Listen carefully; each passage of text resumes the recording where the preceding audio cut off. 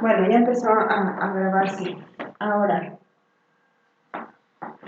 vamos a ver entonces cómo el lenguaje tiene una relación con otras funciones mentales superiores y cómo estas funciones se pueden ver afectadas cuando algún mecanismo se pierde.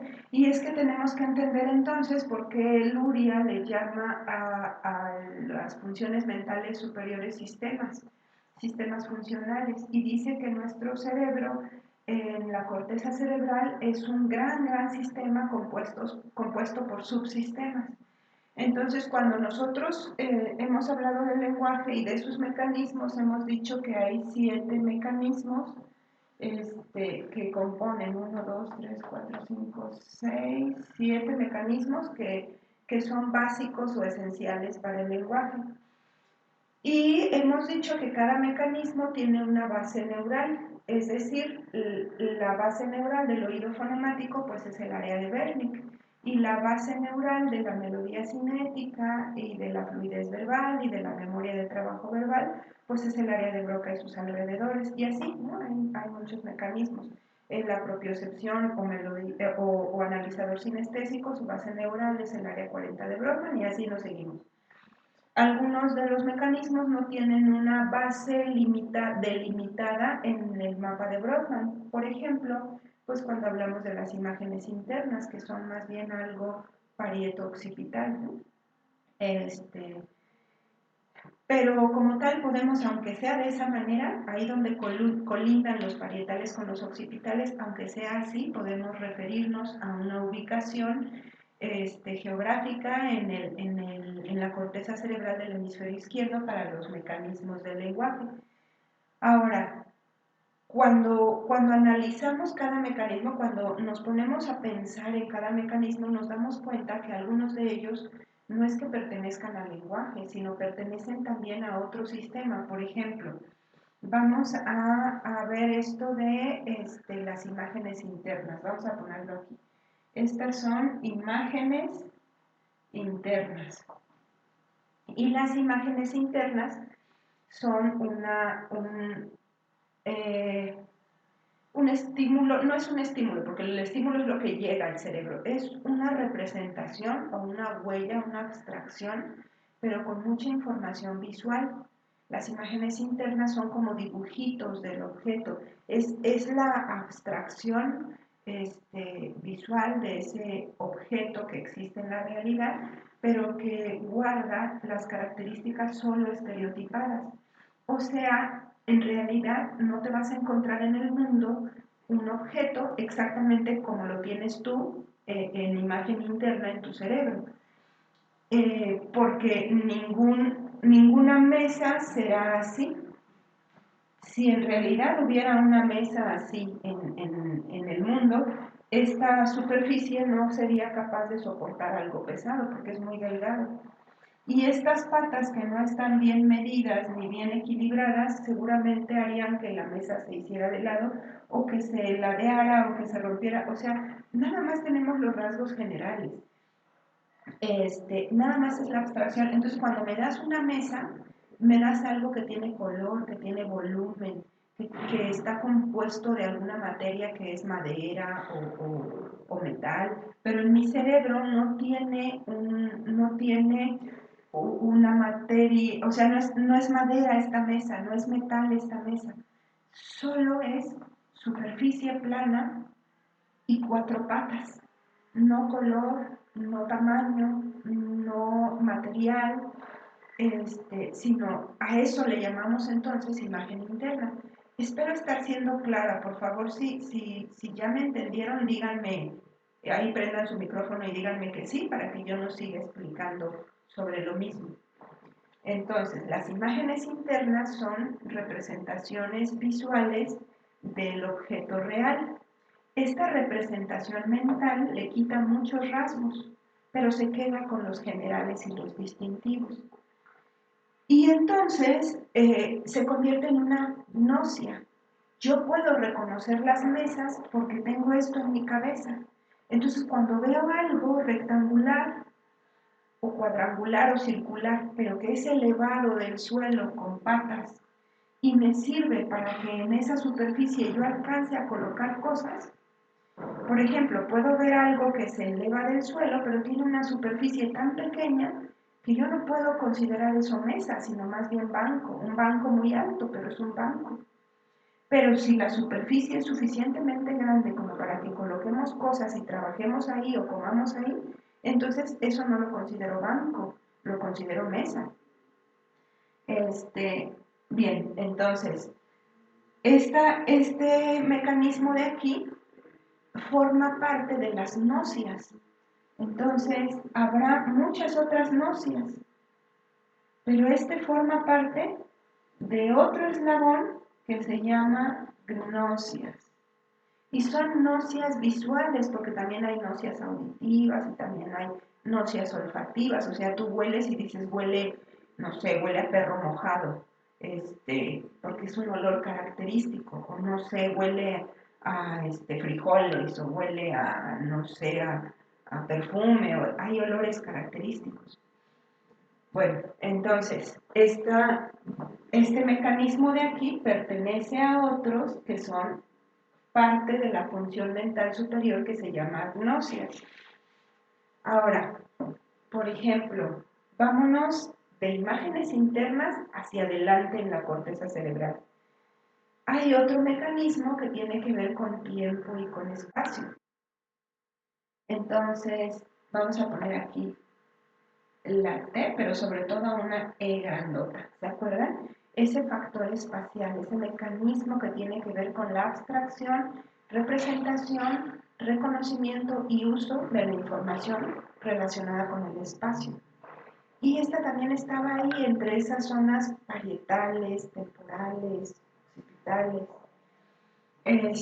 Este factor lo que hacía es que no entendiéramos bien el significado de preposiciones, el significado de adverbios, y entonces las oraciones largas y gramaticalmente complejas no se comprendían. Pero entonces tiene que ver con tiempo y con espacio. Y este mecanismo es compartido con un sistema, vamos a poner así para representar, porque ya no puedo hacer más cadenitas, ¿no? Así que de aquí saldría una cadena que son las matemáticas. Las matemáticas tienen este factor espacial consigo. Entonces, las matemáticas. Pero también tienen este factor espacial la lectura y la escritura, aunque no lo tienen como un factor tan importante. Entonces vamos a ponerlo chiquito. Vamos a ponerlo acá chiquito. La lectura y la escritura. Así que se puede leer en espejo, ¿no? Podríamos reconocer una B como una D. O podríamos una palabra confundirla porque casi se parece en su escritura a otra. Saltarnos el renglón, hacer la letra fea y escribir una B en lugar de una D, escribir las letras pues en espejo. Pero el problema más grave sería con las matemáticas, porque las matemáticas son en sí mismas una representación o una abstracción del espacio, ¿no? De las cantidades que son algo espacial. Bueno, ¿qué otro? El lenguaje tiene problemas por sí mismo, por las palabras arriba, abajo, delante, detrás, derecha, izquierda, antes de, después de, y todas esas palabras. Entonces, el lenguaje, pero ya esta de aquí es lenguaje, ya esta cadenita es lenguaje. Y por otro lado, habría también problemas con las gnosis. Entonces, aquí esta tiene que ver con nocias, esta también tendría que ver con nocias, pero con nocias espaciales, y entonces afectaría a las nocias visoespaciales y bueno, y también a las praxias visoconstructivas. Y en las nocias visoespaciales, pues por eso habría escritura en espejo, pero también habría problemas para representar ángulos, líneas rectas, o sea, lo visomotor también se vería afectado. Bueno, vámonos más atrás. Entonces, si nosotros encontramos, por ejemplo, que el sistema fonológico se ha alterado, vamos ahora a verlo. No, vamos primero a memoria, esa región medial del lóbulo temporal, con ese mecanismo que tenía que ver con la memoria de corto plazo.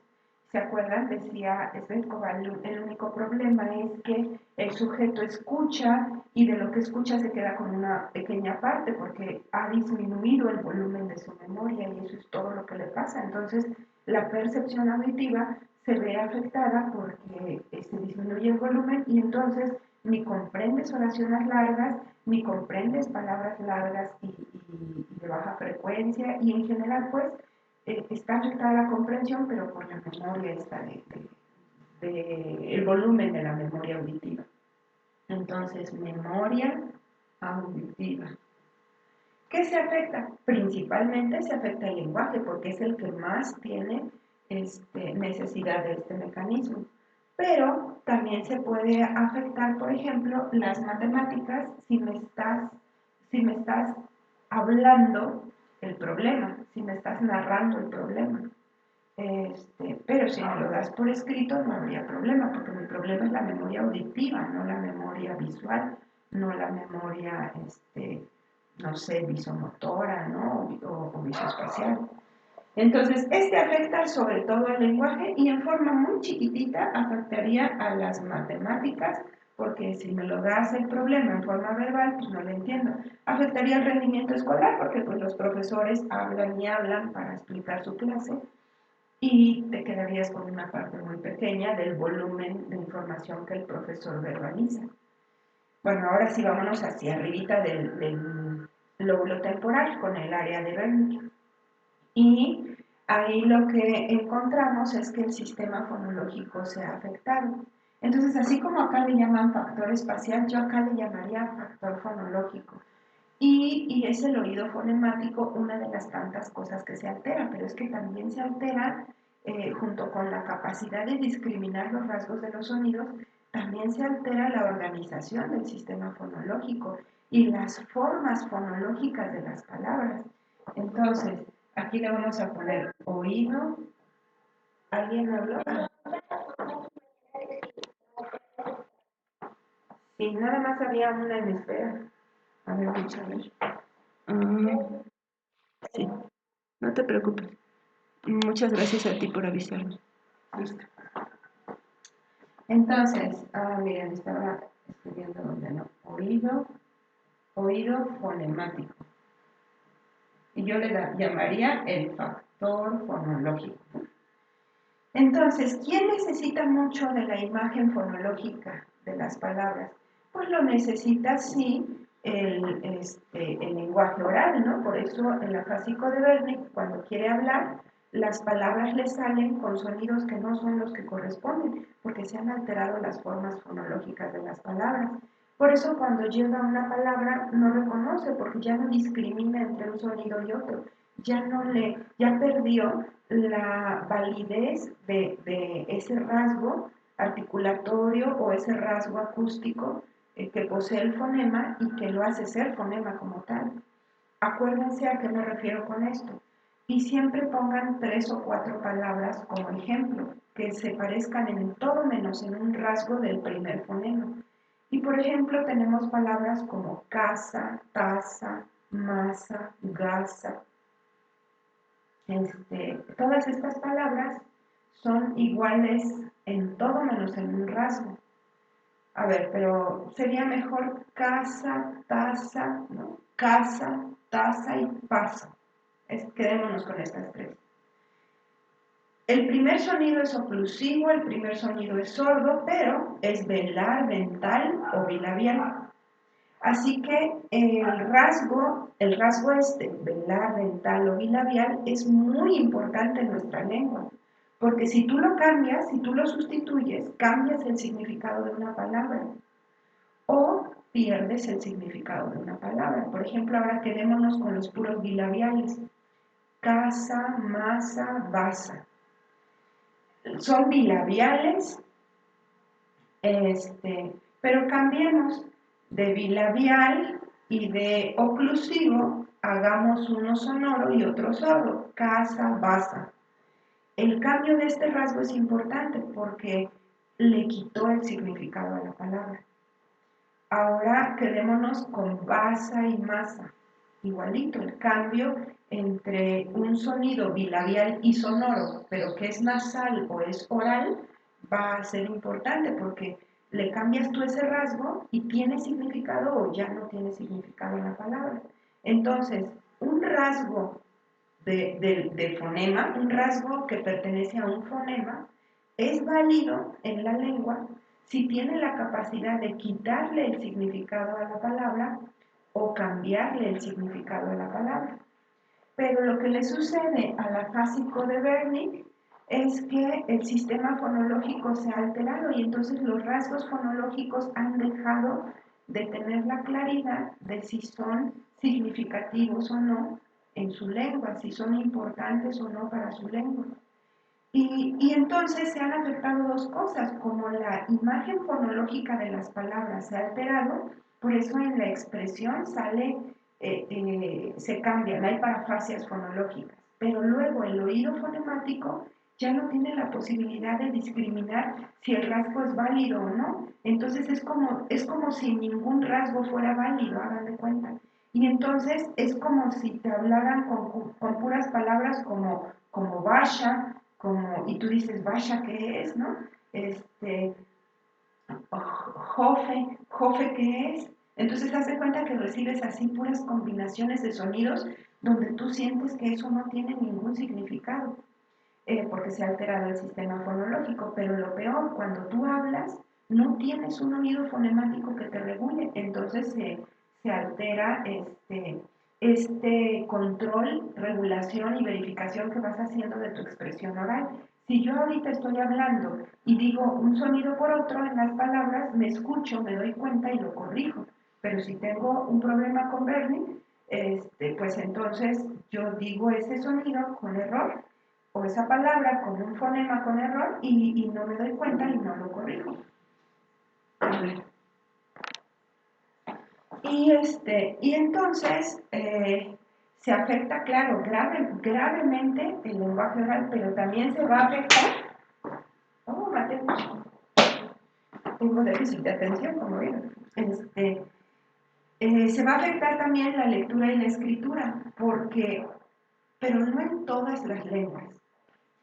Por ejemplo, en el chino no tendría por qué afectarse la escritura, porque lo que ellos escriben no son sonidos, no son fonemas, lo que ellos escriben son significados.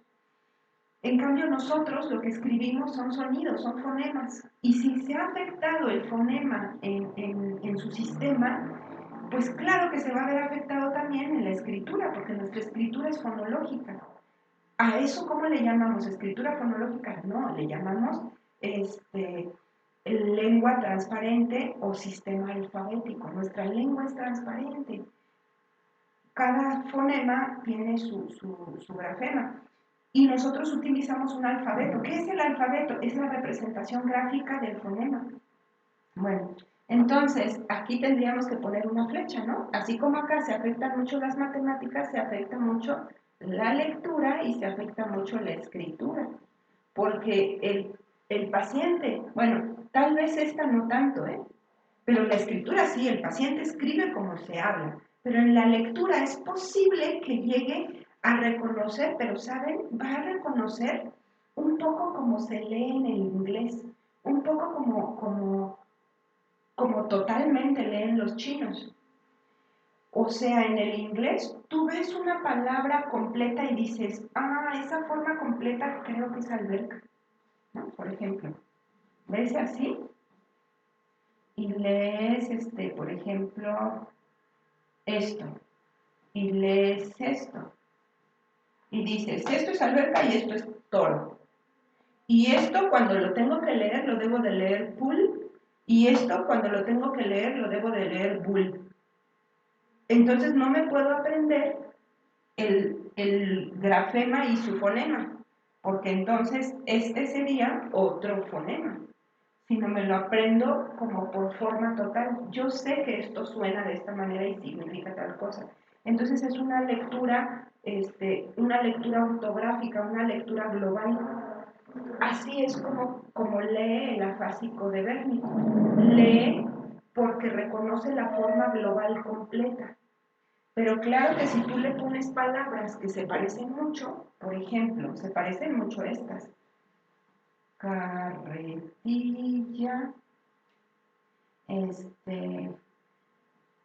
carretera, el que termine en illa. En artilla, no, ya no me sé otro. Entonces, carretilla, carretera. De repente ve estas dos y puede tener confusión porque hay muchas letras que se le parecen, muchas letras que se le parecen. Bien, entonces se ve muy afectado en la escritura porque ese eslabón es importante para el sistema de escritura. Pero en el sistema de lectura, si lee de forma global y no lee haciendo cambios de un grafema por un fonema, pues entonces puede reconocer. Y por eso nosotros, en los afásicos de Berning, podemos utilizar el recurso de la lectura. Por eso es importante que sepamos si alcanza a reconocer en forma escrita algunas palabras, porque de ahí nos vamos a agarrar para empezar a llegar al fonema. Porque al final un grafema pues es un fonema. Bueno, ¿qué no se ve afectado? Pues no tiene por qué verse afectadas las matemáticas, porque las matemáticas no tienen al fonema como algo esencial, pero en cambio las matemáticas, claro que sí tienen un factor espacial muy importante. Y claro que las matemáticas habladas necesitan de un buen volumen de memoria. Bueno, ahora sigamos más adelante. Ahora estamos en el área 40 de Brodmann, ahora estamos con la propiocepción o estamos con el analizador sinestésico. Entonces se trata de saber exactamente dónde y cómo muevo mi lengua para que yo produzca los sonidos del lenguaje. Así que los fonemas, por eso los fonemas son algo fascinante, ¿no? Porque tienen su información auditiva, que ya vimos ahorita cómo se distorsiona con Berning, pero también tienen su información motora propioceptiva. Entonces vamos a ponerle propiocepción. Tienen su propiocepción o su parte sinestésica, ¿no? La sensación del movimiento. Y tienen por otro lado su praxia. Entonces tienen la praxia. Para poder hablar de forma correcta, borremos esto y digamos, tienen una forma referida a nocias, tienen un apartado o en su forma el fonema, en su abstracción el fonema tiene información que viene del campo de las nocias, pero también viene del campo de las praxias, pero también viene del campo de la propiocepción. Bueno, y ahorita estamos aquí, ya pasamos esto. Y en la propiocepción, entonces, la persona lo que le pasa es que ya no siente, cuando su boca se mueve, ya no siente dónde anda la lengua. Entonces, él quiere decir el fonema correcto, sabe qué sonido va ahí y quiere decirlo, pero la lengua no le responde de forma correcta. Entonces, quiere decir zapato y dice, por ejemplo, dice fasato. Y entonces quiere corregir porque se escucha, tiene Wernicke conservado, se escucha y dice, no, no, no. Y entonces lo intenta mejor, ¿no? Y quiere que le salga, y entonces ahora le va a hacer salir garato. Y dice, no, y entonces lo vuelve a intentar y hagan de cuenta que ahora le sale chocho. O sea, peor, ¿no? La forma se va distorsionando porque entre más quieres controlar a la lengua, pues menos te sale, porque justo lo que no puedes es controlar a la lengua. Entonces es mejor que te salga como praxia, pero no que te salga por control propioceptivo. Bueno, entonces a eso le vamos a llamar el mecanismo sinestésico, ¿no? El analizador sinestésico. Y afecta mucho al lenguaje, claro, la persona está plagada de parafasias fonológicas, pero luego ya hasta va a haber neologismos como los hay acá. Acá hay más neologismos, acá hay muchos más parafasias fonológicas, pero se pueden convertir en neologismos, o sea, ya en formas sonoras que no tienen significado. Y puede haber también parafasias semánticas, pero son más fonológicas y más neologismos. Bueno, ¿en qué más se ve afectado? El paciente escribe como habla, así que aquí también la escritura está muy afectada, porque también hay que controlar la mano, también tiene que haber propiocepción. pero también en lo que vas a representar es sonido. Entonces hay dos problemas aquí. Se va a ver afectada la escritura porque también la propiocepción de la mano está alterada. Entonces tú quieres hacer una raya y te va a salir una curvita. Quieres un punto y te va a salir un acento. Pero tú quieres representar una E y tu cerebro ya no se acuerda del movimiento de la E, pero se va a acordar del movimiento de la A. Y luego, como fonema, también no vas a saber bien dónde anda el punto y modo de articulación para actualizar todo el fonema completo y mandar la orden para que se convierta en grafema. Entonces se fijan, pobres pacientes, también escriben muy feo, escriben como hablan. Pero la lectura no es un problema, porque la lectura puede darse de forma global. Entonces también empezamos utilizando también lectura con estos pacientes. Y claro, escritura, pero no con el movimiento de la mano, sino escritura con los estos anagramas. Bueno, eh, las matemáticas no tienen por qué tener un problema si la propiocepción con la mano no es tan grave, porque el cálculo se puede hacer mental. Esos no son fonemas. Bueno, ahora sigamos un poquito más hacia adelante. Llegamos a esa zona de Broca y sus alrededores, que tiene un montón de mecanismos alterados. Tiene, por ejemplo, la memoria de trabajo verbal. Tiene, por ejemplo, la fluidez verbal. Tiene la melodía cinética. Y tiene las praxias de los fonemas y las praxias de las palabras. Entonces tiene las praxias que se refieren a las praxias articulatorias, la praxia articulatoria del fonema, entonces forma articulatoria, y la praxia motora verbal. Yo creo que decir motora verbal sería como ser redundante, porque la praxia es un movimiento en sí. Nada más vamos a dejarle lo verbal. Por eso es que Ascuaga mejor le llamaba estereotipo. Y decía estereotipo fonemático o estereotipo motor verbal, así ya no hacía esta repetición, ¿no? Así ya no era redundante. Bueno, entonces, si se fijan, son un montón de funciones en esta región. Por eso, cuando hay fallos en esta región, que en la lectura de Svetkova, esto es lo que más colocan aquí. Pero todos los otros mecanismos, también hablan un poquillo de la fluidez verbal, pero todos los otros mecanismos también están presentes, entonces son Broca y sus alrededores. ¿Qué va a pasar? No va a comprender más que la estructura semántica de las palabras, por eso es una comprensión heurística. Pero la gramática es súper importante. Acuérdense que la gramática tiene una relación con lo espacial. Ahí hay preposiciones, ahí hay adverbios. Entonces, claro que si tú afectas la memoria de trabajo, ya no vas a comprender la gramática compleja. Y acuérdense que la gramática compleja es relevante para las matemáticas. Así que quien tiene fallos aquí, ¿dónde haces tú las operaciones matemáticas? Las haces aquí, en la memoria de trabajo verbal. Entonces se ve afectado el cálculo en el volumen, no en el pensamiento. No es que se haya olvidado calcular, sino no tienes el espacio amnésico donde haces las transformaciones de tus operaciones, donde recibes enunciados complejos y los comprendes. Por otro lado, la lectura también es un problema, la lectura y su comprensión, pero no la lectura de una novela, la lectura de una oración. Claro, entre más grave es el problema de Broca, pues menos gramática se interpreta, pero se interpreta la estructura semántica y con eso te salvas. Pero textos científicos o la lectura de un texto donde la gramática es muy formal, muy poco común, muy poco coloquial, pues el paciente no comprende mucho. Entonces, la interpretación de la lectura de textos por la parte de la gramática. ¿Qué más va a haber aquí?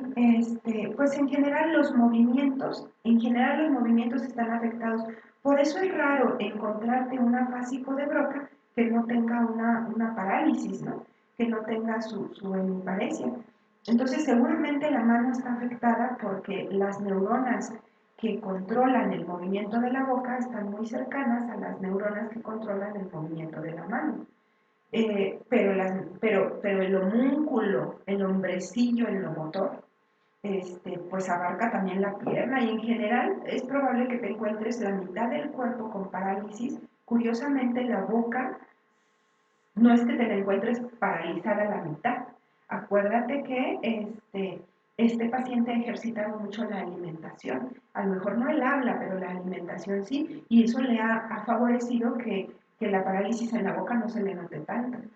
En un caso grave, claro que también hasta la boca va a estar incluida, ¿no? Pero generalmente la boca más o menos va y la mano sí tiene ahí su problemita porque casi siempre está la mano así y la pierna, ¿no? Y entonces son personas que tienen que pues adaptar su escritura con la mano izquierda, ¿no? La marcha ya no se da igual, ya no corren, etcétera. Así que el movimiento en general, vamos a ponerle la motricidad, está alterada. Las praxias no. Las praxias solo en lo referente al lenguaje, las fonoarticulatorias, las verbales. Pero es que el área de Broca no es la única que almacena praxias, ahí se almacenan las praxias del lenguaje, pero toda la parte superior de la corteza frontal son todas las otras praxias, las de lanzar, las de cachar, las de todas las otras praxias, y conectadas con otras zonas, para decir adiós, para decir ven, ¿no? Está el otro hemisferio también participando en praxias. Bueno, entonces, si se fijan, lectura, motricidad, cálculo y claro, también se afecta en la escritura. La persona de repente olvida cómo es que se escribía una palabra, pero no es que se haya afectado la imagen fonológica de la palabra o la propiocepción en la mano, no, sino es exactamente igual. Le falta la gramática en la escritura y las praxias para los fonemas no andan bien, entonces también las praxias para la ortografía no andan bien. La zona de Esner es como, el área de Esner es para la escritura, como el área de Broca es para la expresión. Entonces, el área de Broca guarda las praxias o los estereotipos fonemáticos y estereotipos motores verbales. Y el área de Esner guarda las praxias para la escritura. Y el área de Esner está arribita del área de Broca. Entonces, cuando la lesión es muy extensa, se ha perdido también la praxia de la escritura. Entonces, ni siquiera el nombre propio, ni siquiera la firma. Por eso es importante que a un afásico de Broca lo hagas firmar o lo hagas escribir su nombre, porque tienes que saber si el área de Esner está comprometida y de esa manera te das una idea de qué tan extensa es la lesión. Bueno, entonces la escritura también se ve afectada. Igual va a escribir lo mismo, porque el afásico de Broca se mantiene en el mismo movimiento. Tiene, acuérdense, por síntoma, su síntoma primario es la inercia patológica. Entonces también va a escribir lo mismo. Ahora, finalmente, el lenguaje interno que provocaba esta falta de dinamismo, ¿no? Falta de iniciativa, dificultades para transformar el pensamiento en lenguaje y en general para que el pensamiento se realice en una acción, se queda ahí solamente en pensamiento. Entonces ya no se controla o ya no se gobierna al cuerpo con apoyo del lenguaje. Así que se afecta la atención y lo que tenemos es una hipoatención, ¿no? Una dificultad para centrarse en lo relevante. No es que el sujeto ande con la mente muy ágil, como le pasaba a este hombre que falleció, que era un genio, estaba en silla de ruedas y era el genio de nuestros tiempos, ¿no? Que tenía ese problema en lo motor porque iba perdiendo control y también iba perdiendo masa muscular y bueno, no me acuerdo del nombre, por eso se lo describo. Bueno, ese hombre no tenía este fallo, su pensamiento estaba a 1000 por hora. Bueno, eso no es lo que le va a pasar al afásico dinámico. Su pensamiento está conservado, o sea, el hombre o la mujer no se han convertido en discapacitados intelectuales, pero es que ese pensamiento está ahí como atrapado y como adormecido, ¿no? No puede hacer el cambio para que el pensamiento se realice en el lenguaje o en una acción cualquiera. y no puede porque no hay ese dinamismo, no hay esa posibilidad de transformar. Entonces, pues la atención se ve afectada, no solo el lenguaje, se ve afectado todo, ¿no? Hasta el movimiento, dicen, parecen depresivos profundos, porque a veces ni se paran al baño o sea, a bañarse, ¿no? O a comer, no quieren hacer nada. No es que no quieran, no pueden hacer nada. Entonces, este afecta la atención, afecta el lenguaje, afecta la motricidad, afecta todo, ¿no? Todo. Todo lo que tenga que ser hacia afuera, todo lo que se realiza en el output, porque los inputs, este hombre comprende, este hombre reconoce, todo lo que es entrada está conservado. Bueno, entonces lo que ustedes deben de saber es que cuando hay afasias, no solo es una afasia, sino también es un problema que va asociado con otras funciones mentales superiores, porque estos mecanismos o se comparten o le pertenecen. Por ejemplo, memoria de trabajo verbal pertenece a las funciones ejecutivas y pertenece también, claro, a la memoria en sí. Por ejemplo, el oído fonemático y las imágenes internas. Estas pertenecen a las nocias visuales, pero también a la memoria en modalidad visual. Esta pertenece a las nocias auditivas. Y así, ¿no? Esta parte de praxias, pues pertenece a las praxias en sí. Y esto sinestésico, pues se comparte con las praxias. Y como se pueden dar cuenta, no puede haber un problema de afasia sin problema ligerito o problema serio con las matemáticas o con la lectura o con la escritura. Claro que habrá ocasiones en las que casi ni se nota el problema. Por ejemplo, un problema de oído fonemático que damos se nota en las matemáticas, casi no. Pero cuando tú le dictes una cifra, ayer me pasó, ayer le decía a un paciente, repita usted estos números, 1, 6, 2, 9. Y entonces decía 1, 6, 12, en lugar de 2, ¿no? Escuchó 12, o sea, la discriminación, en lugar de 3, no sabía si era 10, este, claro que va a afectar, pero en forma secundaria y no tan grave, porque si yo se lo doy escrito, reconoce bien la cantidad. No es un problema para saber qué es el 6, qué es el 9, el 10, el 3. Es un problema solo de percepción auditiva. Entonces, tú miras el cálculo sin que participe la percepción auditiva y este está perfecto. Pero en cambio aquí no, aquí sí se afecta, porque de repente ya no reconoces la diferencia entre 101 y 110 y no es porque tengas un problema de percepción visual, no, sino porque ya el espacio ya no se entiende en las matemáticas. Bueno, es momento de que ustedes participen con preguntas. A ver, voy a regresarme a mirarlos a todos. Por favor, hagan preguntas. ¿Qué dudas tienen?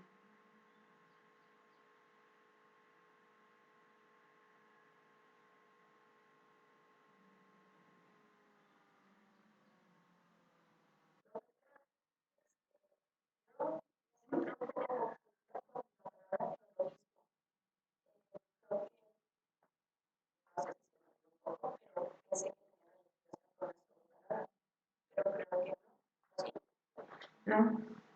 A ver, vamos a ponerlo en este pedacito de acá. Entonces, neologismo y pseudo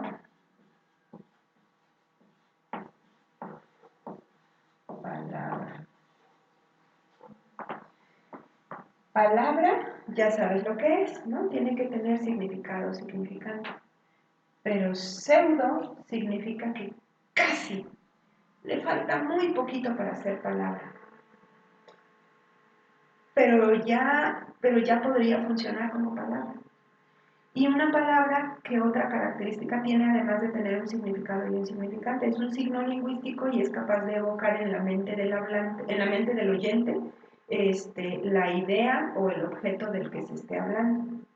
Entonces, como ya funciona, ya puede funcionar como palabra, sí evoca en la mente del oyente el significado, probablemente el significado preciso, pero no es palabra. Entonces, acuérdate siempre de semizador.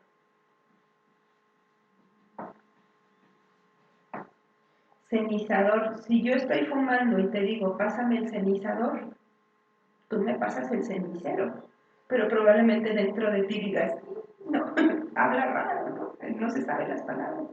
Entonces, ¿por qué pseudo? Porque la terminación dor no va con ceniza. Si no a ceniza, le hacemos una transformación y tiene que tener la terminación ero, porque esta es una cosa, esta es la ceniza existe como tal, y entonces ero es una terminación que tiene que significar que contiene a la ceniza. En cambio, dor es una terminación que debe de referir que se realiza algo, se realiza una acción relacionada con esa entidad del mundo. Entonces, por ejemplo, trapear, ¿no? O con un trapo, ¿no? Puedes trapear, entonces trapeador. Entonces, con este objeto que está hecho de trapo, tú realizas la acción trapear. Entonces, la terminación dor debe de referirse a que ese objeto sirve para hacer una acción, pero la terminación ero significa que ese objeto sirve para contener, no para realizar una acción que implique movimiento. No sé si queda claro entonces, la pseudo palabra ya casi es palabra. De hecho, funciona eh, muchas veces funciona como signo lingüístico y entonces es capaz de ser interpretada y a veces a la perfección. Pero claro, si hay un contexto que rodea a esa palabra que le da el significado claro y un cotexto, palabras antes y palabras después que también te ayudan a entender el significado. En cambio, el neologismo no. Cuando tú veas esto del logismo, acuérdate del lenguaje. Te va a hacer pensar en el logismo, en el lenguaje. Y neo significa nuevo. Entonces, una nueva palabra, una nueva, pero es que no, ni siquiera ocupamos la palabra, ¿no? Ocupamos esto que hace alusión a forma fonológica, forma léxica, pero es que no hay lexema, ni hay morfema. Entonces, por ejemplo, esta, caleli. ¿Tú sabes qué es caleli? Esto se lo inventó un tío cuando era niño. Decía que su amiguito imaginario se llamaba Kaleli. Y luego nosotros le pusimos Kaleli a un perro, ¿no? Pues para que se vea, es Kaleli. Y entonces en mi familia Kaleli dejó de ser neologismo, pero para todos los demás Kaleli es neologismo. Ni siquiera es pseudopalabra, porque si yo te digo pásame un Kaleli o estoy fumando y te digo, oye, ¿me puedes dar por favor un Kaleli? ¿Qué es un nuevo cigarro? ¿O un vaso con agua? ¿Qué cosa es un Kaleli? Bueno, otra, por ejemplo, la ocasión en la que en una ocasión que tuve la oportunidad de ir a otro país, y fui a una nevería y entonces había nieves de lúcuma.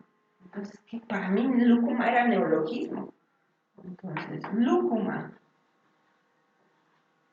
no tiene un lexema, no tiene un morfema que te haga pensar en cuál es el significado. Ese es el neologismo. Es un conjunto de sílabas que se pueden articular, que pertenecen a tu lengua, entonces son posibles de articular con fluidez, pero son carentes de significado. Pero podrían transformarse en una nueva palabra. Tanto la usas que al rato ya tiene significado. Entonces, la primera vez lúcuma no tenía significado, ahora ya tiene significado porque sé que es una fruta. Todavía no sé específicamente qué fruta es, pero sé que es una fruta. O sea, no me imagino la forma de la fruta. Caleli, pues me acuerdo del perro de mi abuelita, ¿no? No sé si pude responder a tu pregunta.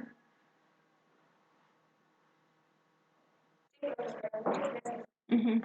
A ver, otra pregunta.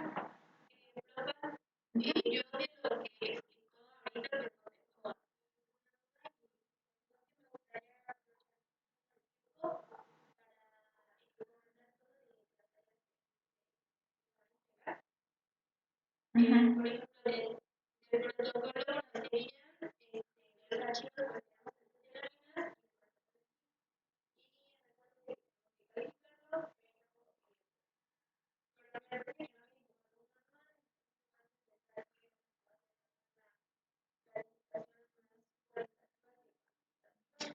claro,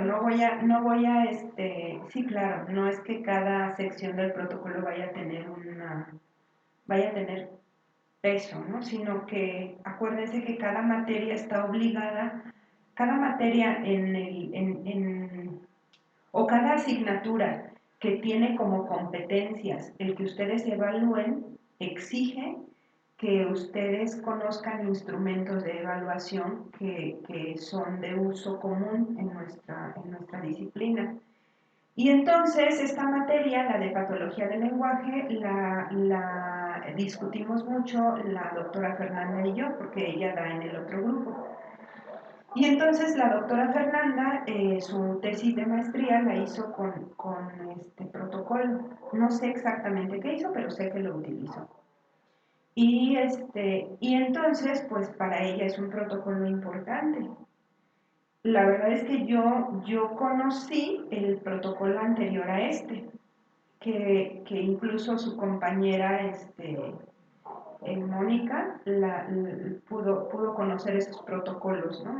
Viejitos, de los que se inspiró la prueba afasia, la prueba para la evaluación de la afasia Puebla-Sevilla. Así que en realidad yo lo que quiero es que ustedes estén obligados a mirar cada apartado de la prueba. Y entonces por eso estuve de acuerdo con la profesora Fernanda, con la doctora Fernanda, de que ustedes se pusieran a pensar en forma imaginaria cómo contestaría una fácil con la prueba. Y bueno, que no hagan cosas descabelladas, ¿no? Si ustedes me dicen que es una fásico de Broca, pues entonces yo tengo que ver ahí más o menos el desempeño esperado en una fásico de Broca. Pero no lo puedes hacer perfecto, puesto que estás haciendo algo imaginario y no te has topado con una fásico, no has tenido la oportunidad de evaluar una fásico real en vivo y a todo color. Entonces, sí, no voy a dar puntaje a cada apartado de la prueba. Si yo veo que alguien está demasiado perdido, entonces, porque como lo hicieron en equipo, si veo que están demasiado perdidos, pues cito a ese equipo y le digo, oye, a ver, aquí hay mucha confusión, ¿no? Pero si es algo medianamente aceptable, pues es suficiente, porque ustedes habrán revisado cada apartado de la prueba y se habrán esforzado hasta su posibilidad en dar respuesta. Así que hagan lo mejor que puedan, pero no se llenen de ansiedad o de angustia por pensar que lo tienen que hacer perfecto, ¿no? Y le voy a dar una calificación global, o sea, si es medianamente aceptable, pues tendrás tu 10 para esa tarea. Si no es medianamente aceptable porque cometiste errores teóricos o metodológicos, ¿a qué se refiere eso? Pues claro, me pones ahí que como si la participación del paciente hubiera sido en una tarea de repetición cuando más bien es una tarea de señalamiento, entonces ahí tu metodología, ¿qué pasa, no? Pero el problema teórico sería que tú estés dando una respuesta como si fuera un paciente de Wernicke cuando en realidad es un paciente de Broca, por ejemplo. Y entonces depende del problema que sea. Si es más bien metodológico, es que ni siquiera te tomaste la atención de leer bien. Y pues ahí sí ya no me reúno con ustedes en equipo, ¿no? Porque lo hicieron en la montón. Pero si es un problema teórico y yo veo que no es tan, o sea, que ustedes pusieron de su parte, pero que andan confundidos, pues me reúno con el equipo y lo aclaramos y ya luego vemos qué calificación. No tendrán 10, pero a lo mejor alcanzan 9, a lo mejor alcanzan 8.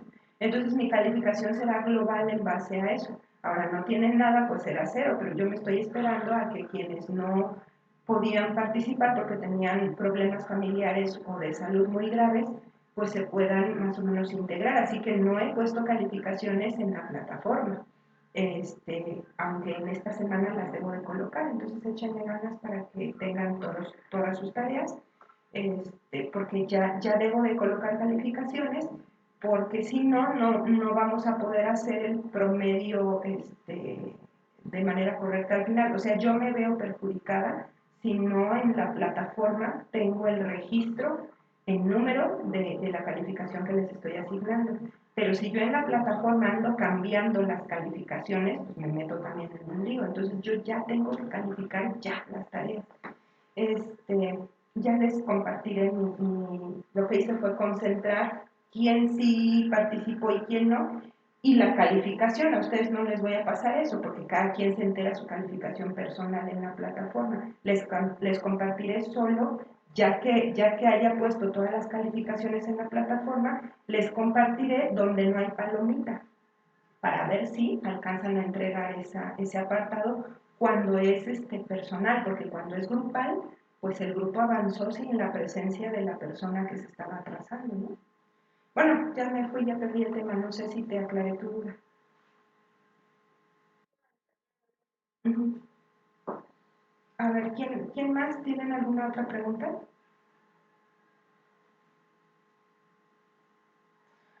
Bueno, no hay dudas. Sí, Carla. Lo que pasa es que alguna vez había hecho una pregunta sobre la memoria de trabajo de la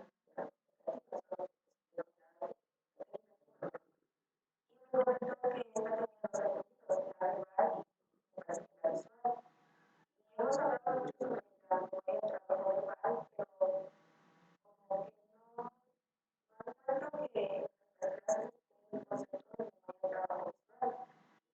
Quería algo publicar sobre eso, o si está mencionado, pero no sé si me puedes la última que dijo que era el lenguaje interno, que era toda la parte de quería saber si esta memoria, cómo trabajar y de qué manera. Miren, la memoria de trabajo visoespacial no es un mecanismo que vayamos nosotros como licenciados en comunicación humana a trabajar porque nosotros somos del campo del lenguaje y sus alteraciones. Y por eso nosotros abordamos el lenguaje escrito. Nosotros somos especialistas en lenguaje, sea oral o escrito, y en nuestro próximo plan de estudios también será el lenguaje signado, ¿no? Parte de nuestra competencia. Entonces es el lenguaje, el sistema de comunicación o transmisión del pensamiento. Las matemáticas no sé por qué hayan decidido abordarlas, creo que porque hace tiempo había una investigadora que se llama Cristian Buto Sarzar y es la única investigadora que yo conozco que se dedica a explicar cómo las matemáticas se van desarrollando desde el nacimiento hasta la edad adulta y cómo se alteran, cómo hay patología en el sistema de cálculo. Este, eh, es muy interesante lo que ella hace, pero ella es especialista en las matemáticas como nosotros somos especialistas en el lenguaje. Entonces, por ella conocí que las matemáticas son otro sistema, son otra función mental superior tan compleja y bonita como el lenguaje. Pero como ella, Cristian Buto Zarzar estuvo un año o un par de años en nuestra facultad, dejó huella.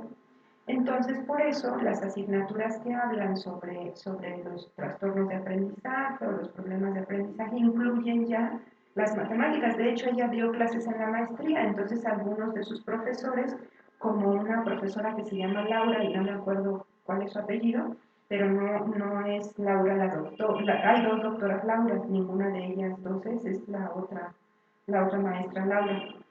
Ella, su tesis fue sobre las matemáticas dentro del campo de la educación especial porque Cristian Buto fue su coordinadora, su directora de tesis. Y entonces por eso nuestra licenciatura está influenciada por las matemáticas, pero ese no es un campo que a nosotros no podemos presumir, ni nosotros podemos vanagloriarnos de ser especialistas en las matemáticas, porque hay quien domina las matemáticas en su desarrollo y su patología como nosotros dominamos el lenguaje. Entonces nosotros podemos presumir y vanagloriarnos de ser los especialistas en el lenguaje, su desarrollo y sus alteraciones, y su rehabilitación o estimulación. Y las nocias visoespaciales bueno, tienen un poquito, las nocias visoespaciales tienen un poquito que ver con el lenguaje oral y escrito, porque pues las dislexias visoespaciales se dan porque los niños invierten las letras, pero el especialista que corrige esto es el terapeuta visual, porque generalmente se da por una alteración del sistema visual. Ahora, las nocias visoespaciales cuando tú percibes un estímulo que tiene relaciones visuales espaciales complejas, ese estímulo lo puedes almacenar y lo puedes transformar.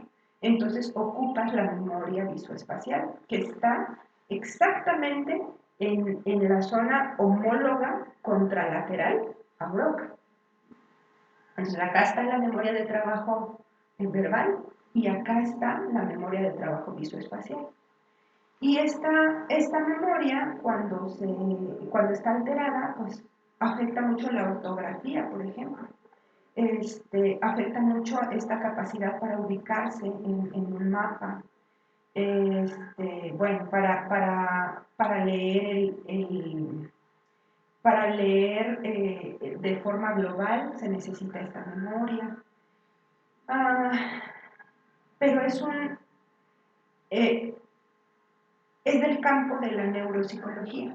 Entonces, tampoco eres neuropsicóloga. Tu especialidad, cuando tú egresas de la licenciatura, tienes que dominar y ser superior a otro profesionista en cuanto al lenguaje oral escrito, probablemente signado, y su desarrollo y sus alteraciones, pero no otros sistemas porque no te alcanza la licenciatura para ello.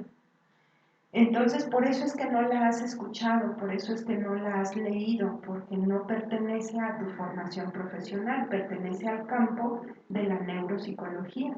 Y yo tal vez la he llegado a mencionar porque como pertenece a ese campo y lo veo muy seguido, lo evalúo siempre, siempre. Por ejemplo, en este paciente que recibí, que llevó Mónica, yo necesitaba saber si los dos lóbulos frontales estaban involucrados o no, y una manera muy rápida de saberlo es utilizando una tarea que comienza con nocias visoespaciales y termina con memoria de trabajo visoespacial.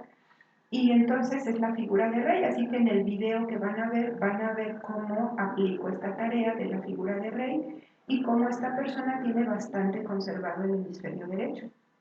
Pero no es porque tú podrás aprender a aplicar esa prueba porque es muy sencillo, vas a verme a mí aplicándola y ya tú sabes cómo hacerlo, pero lo que no sabes es cómo interpretar y cómo rehabilitar. Entonces no se preocupen, no es un componente de su campo.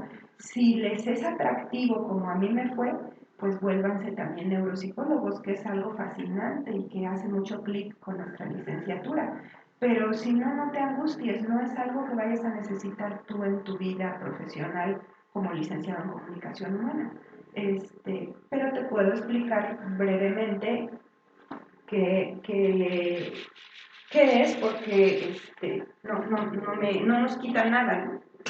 Entonces, yo te dije que tienes en la corteza prefrontal dorsolateral izquierda, tienes ahí, por ejemplo, el área de Broca. Entonces, en Brodmann sería la región 44 en el mapa de Brodmann. También te dije que en la corteza prefrontal dorsolateral derecha, yo les he explicado que en el hemisferio derecho el mapa de Brodmann no aplica. Ese mapa nada más está para el hemisferio izquierdo. Entonces no te puedo dar una región desde Brodmann y no me sé de memoria el otro mapa, ni siquiera me sé el nombre del autor, pero hay otro mapa que sí divide todo el cerebro, el hemisferio derecho, hemisferio izquierdo, y ahí sí podríamos encontrar. Entonces la otra manera de aprendérselo es así, la corteza prefrontal dorsolateral derecha. Otra manera de decirlo es la zona homóloga, o sea, su gemelo, pero contralateral, ¿no? Del mismo lado, pero contrario. Entonces, la corteza homóloga contralateral a esta sería la corteza prefrontal dorsolateral derecha. Entonces, ahí tienes, esta es una memoria de trabajo verbal y esta también funciona como memoria de trabajo, pero visoespacial. Ahora, para entenderlo hay que hacer esto. Imagínate un almacén que es de corto plazo, ¿no? Esta sería la verbal y esta sería la visoespacial. Cuando entran aquí, los estímulos entran de uno en uno. Entra uno, otro. Entonces, esa es una característica. Lo que entra en esta memoria entra de uno en uno. Y es transformado moviendo cosas del lugar, cambiando este por otro, quitando alguno del lugar, ¿no? Pero alteras esa serie, alteras ese orden secuencial y al alterarlo en el lenguaje creas otro significado o creas otro símbolo, ya no es un fonema, ahora es un grafema. Lo que quieras transformar de esta secuencia lo haces dentro de la memoria de trabajo verbal. Esta es diferente, aquí las cosas entran de golpe. Entonces, para representarlo yo tendría que hacerle algo así. Solo se me ocurre hacer esto. Entonces, aquí las cosas entran así. Bueno, esto no pinta, ¿no? Pero imagínate que pintó todo de golpe, todo al mismo tiempo. Acá, en cambio, fue de uno en uno. Esa es la diferencia nada más, Sara. Y para todos los demás también. Aquí las cosas en la memoria de trabajo verbal se reciben estímulos que tienen un carácter secuencial lineal. Aquí en la memoria de trabajo visoespacial se reciben estímulos que son todos simultáneos. Ahora, lo que es auditivo es más fácil que tenga un carácter secuencial, porque no puedo producir todos estos sonidos del lenguaje. Lo que es auditivo verbal, lo que es lenguaje, es fácil que esté aquí. Pero, por ejemplo, la música, tú escuchas todos los instrumentos musicales al mismo tiempo, porque eso es posible de hacer y los entiendes todos como música, como melodía. Pero vamos a imaginar que toda esa orquesta para de tocar sus instrumentos. Y entonces cada uno de los músicos en voz alta dice una frase diferente. Ya no lo escuchas como música, ya no lo escuchas armonioso y no le entiendes a nada. Sabes que todos hablaron, pero no sabes qué dijeron. En cambio, acá como música escuchaste todo al mismo tiempo, fue bello y eso fue música y hasta la reconoces. No es el vals tal, o es la tal de Mozart o tal de Beethoven.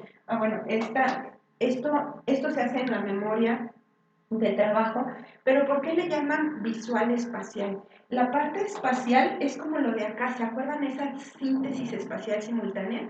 Se refieren a que de forma espacial puede ser, en un mismo espacio puede haber muchas cosas al mismo tiempo. Entonces puede ser auditivo como la música o puede ser visual. Es más, acá es más auditivo y acá es más fácil que lo visual sea simultáneo. Entonces, por ejemplo, yo ahorita volteo a la pantalla de la computadora y están todas las caritas ahí de los que tienen una imagen o todos los nombres. Entonces, yo lo que veo de golpe, veo un cuadrado con muchos letreritos y de golpe veo 4 imágenes. Entonces, sin necesidad de hacer rastreo visual, yo puedo fijar mi mirada y decir que hay 4, porque es posible de alcanzar a contar eso. Estoy utilizando para ello una memoria visual espacial. Y en mi memoria visual espacial digo, no hagas caso, Cintia, a los letreritos de los nombres. Solo haz caso a los cuadritos que tengan figuritas. Y entonces inhibo y dejo activos las imágenes de los rostros y te puedo decir que hay cuatro personas que tienen ahí su imagen, ¿no? Para que se vean en el Meet. Bueno, lo estoy haciendo con memoria visoespacial, pero si tú me dices, a ver, encuentra a Carla, entonces yo tengo que hacer un rastreo visual y entonces aquí estoy utilizando esta. Y estoy centrándome, todo lo que entra que no sea K, A, R, lo elimino. Así que ya eliminé a Katherine, ya eliminé a Katia, ya eliminé a Kitsia y me quedo finalmente con Carla. Pero estoy haciendo el análisis usando este. Pero cuando simplemente me dices, ¿hay muchos o pocos? Utilizo este porque de golpe los percibo todos.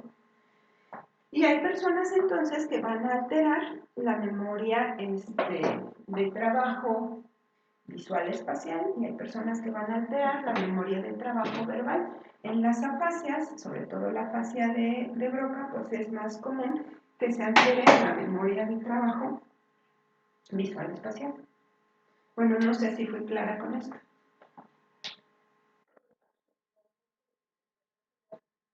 Así. Pero sí los invito, si les gusta, la verdad es que uno no se arrepiente de estudiar neuropsicología, pero no es la única profesión bonita, también es muy bonita la educación especial y otros campos, ¿no? No se me ocurren de otros ahorita, pero lo que estudió Guto Sarzar también es muy bonito y bueno, hay muchos campos hermosos, siempre y cuando te dediques al desarrollo al desarrollo entender y explicar el desarrollo de una función mental superior asociada con el lenguaje, su normalidad, su patología y cómo corregirla en un ambiente clínico o en un ambiente educativo, estás bien, estás ahí en lo correcto. Y por eso es que yo estudié neuropsicología, porque son otras funciones asociadas y porque además yo quería explicar todo esto que estoy explicando ahorita, quería entenderlo, mi plan de estudios no me lo daba.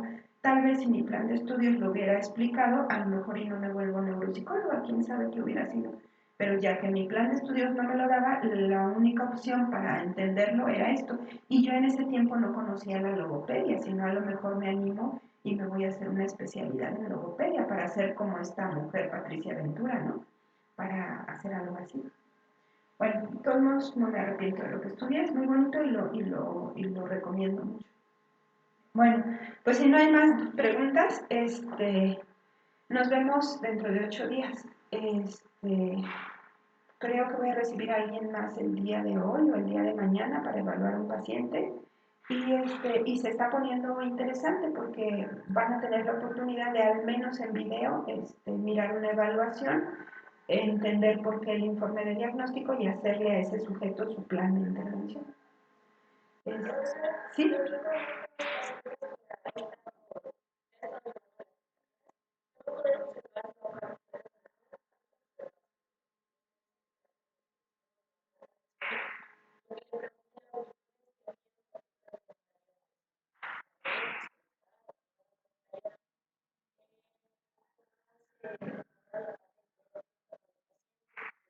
Mm, Híjole, creo que justo esta vez la parte en la que pregunté qué había pasado y eso, creo que ya no lo grabamos.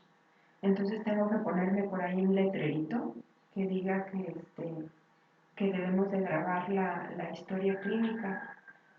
Por favor, quienes vengan, me acuerdan eso, para que incluso lo hagamos en 2 videos. Cuando yo evalúo al paciente, le pregunto un poco qué le pasó y corroboro un poco con los familiares, pero en realidad la historia clínica la hago después. Yo no hago bueno, hago una parte de la historia clínica cuando me hablan por teléfono, para tener una idea de qué afasia voy a recibir. Por ejemplo, ¿qué hago?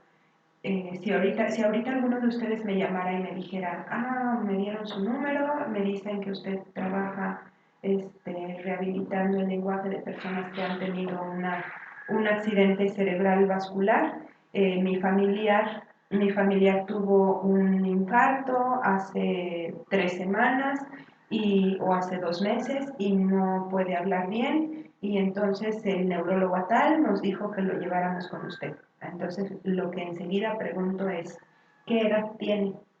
La edad es importante porque si es una persona joven, el cerebro tendría que ser muy resistente y no me puedo explicar el infarto porque o es una persona muy obesa o es una persona que vive bajo un estrés impresionante o qué puede hacer que alguien joven tenga un infarto, ¿no? en el cerebro. Entonces, si es un cerebro que no es tan resistente, pues va a tener muchas más fallas que tan solo el lenguaje. Pero si es una persona que vive bajo mucho estrés, entonces, pues hay que ver que esos 2 años que vivió estrés seguramente le dejaron una secuela pues por o sea, hay ansiedad, hay angustia, probablemente depresión y hay un bajo funcionamiento. Pero si es una persona más bien obesa, que no hace ejercicio, ¿no? Que tiene hipertensión, a lo mejor ya está es diabético, bueno, me voy a enfrentar con una persona que no se ama mucho, no cuida mucho de sí y no va a participar mucho en su rehabilitación. Así que necesita saber la edad. También lo siguiente que pregunto es, pido que me digan el nombre para tener una idea de si es hombre o mujer, Acuérdense que es más fácil que haya un daño en un cerebro masculino que en un cerebro femenino. La razón, pues porque es digamos, mucho más resistente el cerebro femenino, ¿no?, a la lesión. ¿Por qué? Pues sí, así estamos hechos, ¿no?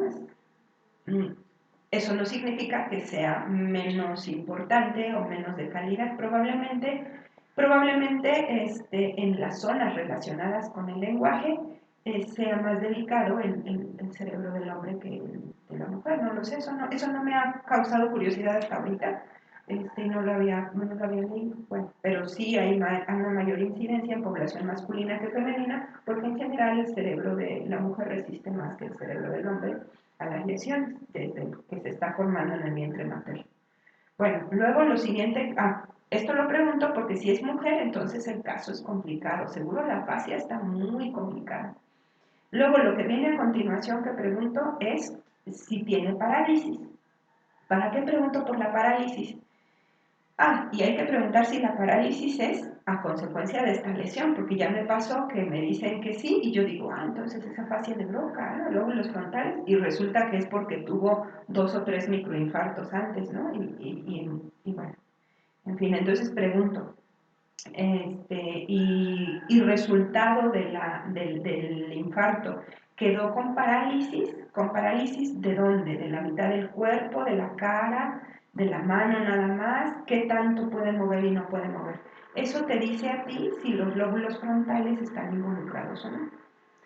Enseguida lo que viene es, se ha ido recuperando cuando despertó, o sea, se recuperó porque toda persona que le hace el infarto lo llevan al seguro y lo tratan de controlar, ¿no? Entonces le ponen suero, le hacen estudios y cuando lo dan de alta o cuando ya está consciente, reconocía a todas las personas, podía hablar y trato de buscar si la sintomatología es parecida a Wernicke o la sintomatología es parecida a Broca.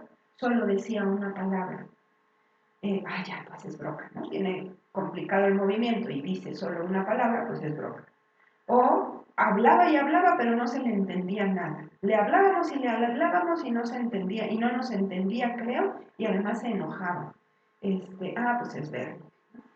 Ahora, si no es ninguna de estas dos sintomatologías, ya sé que no es un Broca serio ni un Wernicke serio, probablemente sean cualquiera de los otros, ¿no? Y ya sé que me voy a ir buscando muchas zonas posteriores, ¿no? Ahí la semántica, acústico-mnésica, la motora aferente, la misma la acústico-mnésica, acústico-gnósica.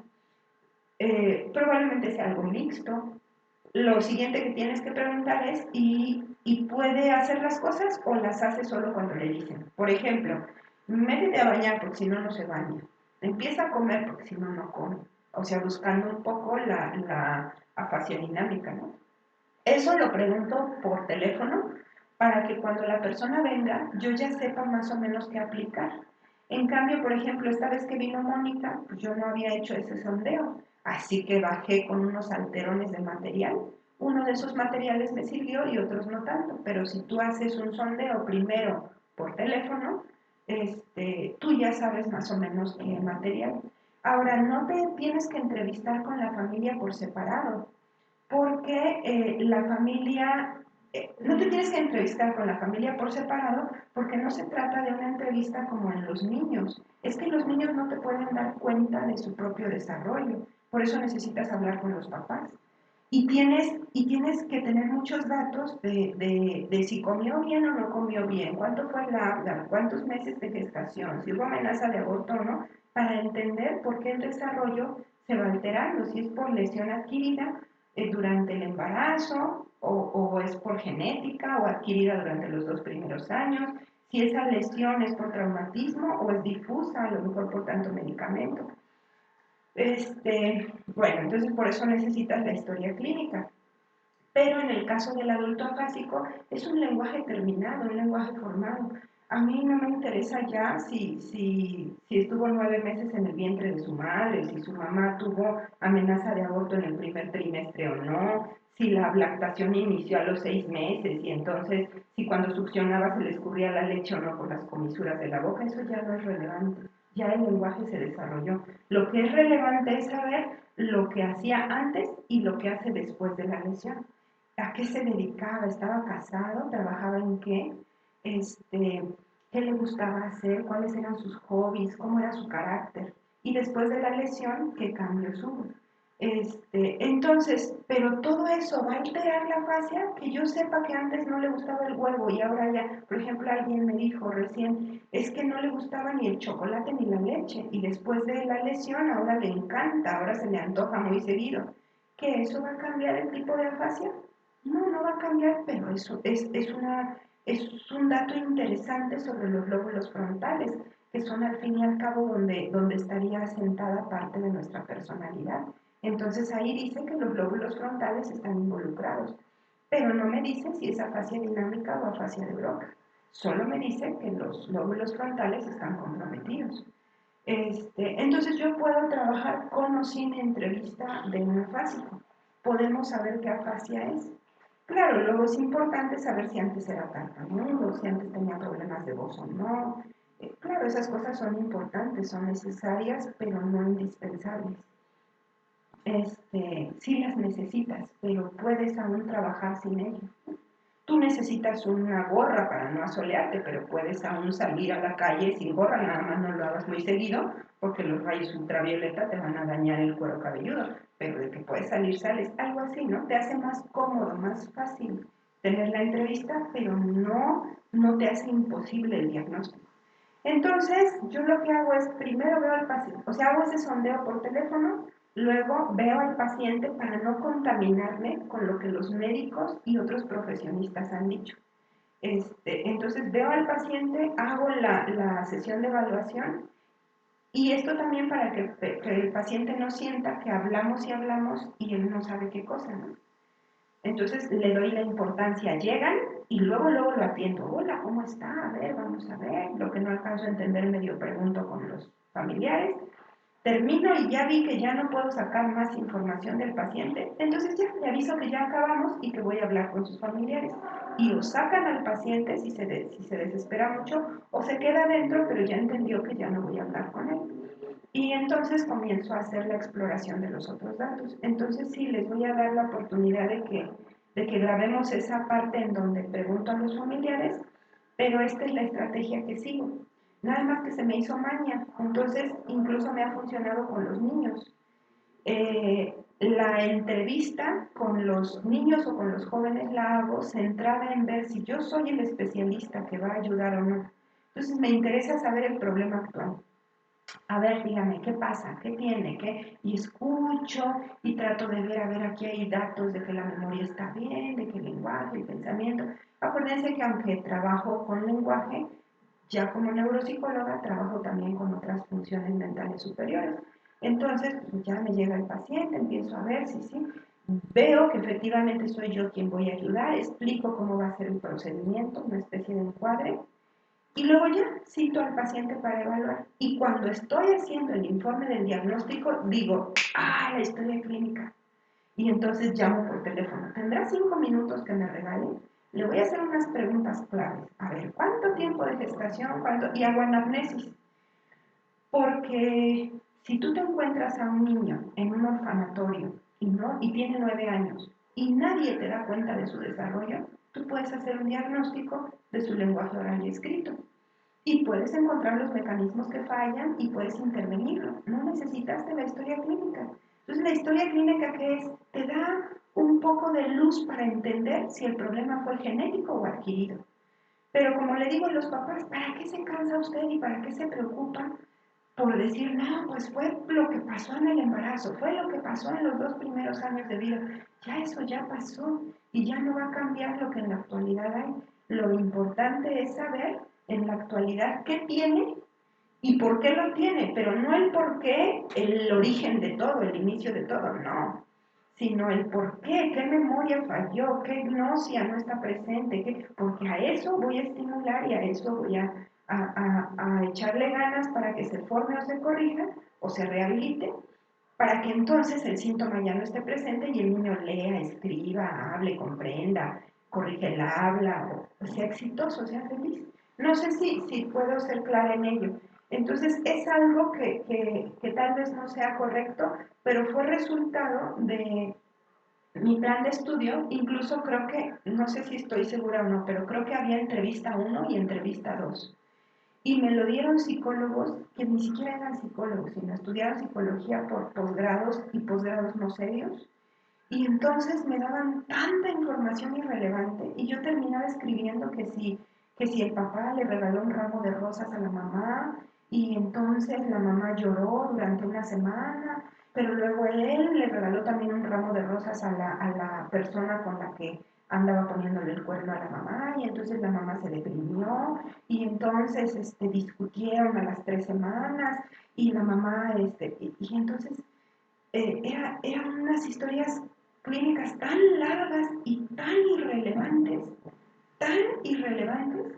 que al final detesté el proceso de historia clínica, pero no significa que este no sea importante. Es importante, solo que en mi formación personal tuve esas vivencias que me hicieron ser como soy. No es lo ideal, incluso, por ejemplo, el caso clínico que me envió la Clínica de Comunicación Humana recién, le devuelvo el caso clínico y de repente digo, caramba, va el informe sin la sección de anamnesis. Y dije, no, mis compañeras me van a acabar porque la historia clínica es importantísima, ¿no? Para la clínica de comunicación humana es importantísima. Entonces tuve que hacer un anexo que también dice informe neuropsicológico y solo lleva la pura anamnesis. Y la hice así, en 5 minutos le dije a la mamá, suba rápido, y escribí en el momento y lo mandé a imprimir y allá va el informe. Entonces al informe sí le dediqué un montón, buscar qué, por qué y la solución y cuál era la terapia que iba a tener y todo para que sirviera. Y luego la historia clínica dije, esto es importante, entonces reconozco que es relevante, pero mi pensamiento cuadrado, inflexible y que no perdona esa historia de aprendizaje que me dieron, es que puedo, sin la historia clínica, puedo hacer las cosas y no me quita tanto tiempo. Entonces no se lo tomen a literal. Esto lo hice porque 2 semestres me traumatizaron con ello y luego me fui a la escuela esta de Quintanar donde todo es muy cualitativo y tuve muchos casos en los que no me podían dar cuenta de la historia clínica y me di cuenta que podía hacerlo, pero aplico muy bien lo de Vygotsky y lo de Luria y entonces busco mecanismos y de alguna manera eso compensa el no tener la historia clínica. No es lo correcto, me ha funcionado, no me lo copien literal, pero por eso no les enseño mucho sobre las historias clínicas. No sé si con esto dejo claro mi postura, pero sí les voy a compartir lo poco que hago, ¿no? Con los pacientes. Ok, bueno, pues ya nos pasamos mucho, ya casi va a empezar la otra clase, entonces nos tenemos que despedir. Nos vemos dentro de 8 días. Ya están a punto de terminar la fase teórica, así que tienen muchas ganas. Nos vemos la próxima semana, creo que ya es la fase práctica. Que esté bien. ¿Sí? La entrega es el viernes o es el domingo. No sé qué fecha les puse, a veces les pongo viernes, a veces les pongo domingo. Y lo hago en función de cómo veo que haya de complejidad y como escucho que mis compañeros andan dejando de tarea. Si oigo que están dejando tareas largas, pesadas, les doy oportunidad hasta el domingo. O si mi propia tarea es un poco complicada, les dejo hasta el domingo. Si veo que la cosa es sencilla y rápida, les dejo que el viernes lo entreguen para que al menos de mi tarea se vean obligados a descansar fin de semana. Pero ya no me acuerdo qué les puse. Supongo que les habré puesto hasta el domingo porque son cosas de lectura, escritura, nocias, praxias, y es un tema que no habíamos visto. Uh-huh. ¿Quién más? Listo, pues entonces eso es todo. Nos vemos primero Dios la próxima semana. Cuídense mucho. entreguen todas sus tareas en esta, ¿sale? Porque si no me da tiempo hoy o mañana, de seguro el fin de semana me voy a quedar todo el fin de semana trabajando en sacar los promedios de lo que llevan entregado. Por favor, entreguen lo más que puedan para que puedan tener calificación, ¿sale? Cuídense mucho, hasta luego.